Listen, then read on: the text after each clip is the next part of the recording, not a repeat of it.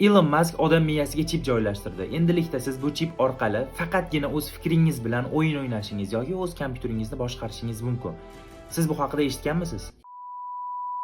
Ha, buning nomi Neuralink va bu kelajakni o'zgartiradigan texnologiya.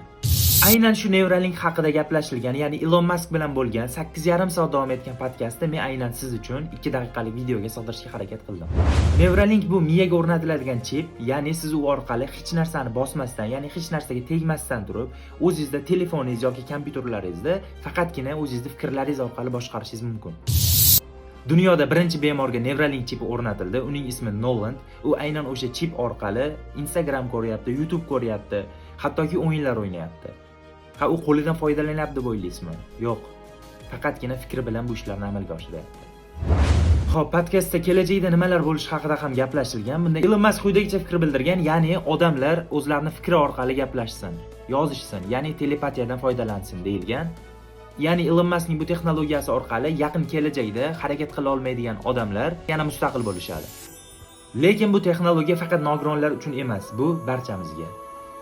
Ammo ushbu podkastda o'ziga yarasha tanqidlar ham bo'lgan, ya'ni hayvonlar ustida o'tkazilgan tajribalar bu birinchisi, ikkinchi tomondan bu xavfsizlik, ya'ni sizning miyangizga chip o'rnatilgandan keyin o'sha chipning asoschilari, ya'ni Neuralinkning asoschilari sizning miyangizdagi fikrlaringizni o'qishi mumkinmi?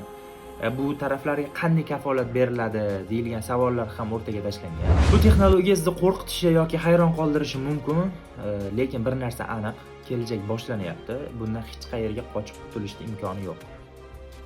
Shunaqa videolarni yana ko'rishni va meni qo'llab-quvvatlashni xohlasangiz videoga like bosing, obuna bo'ling.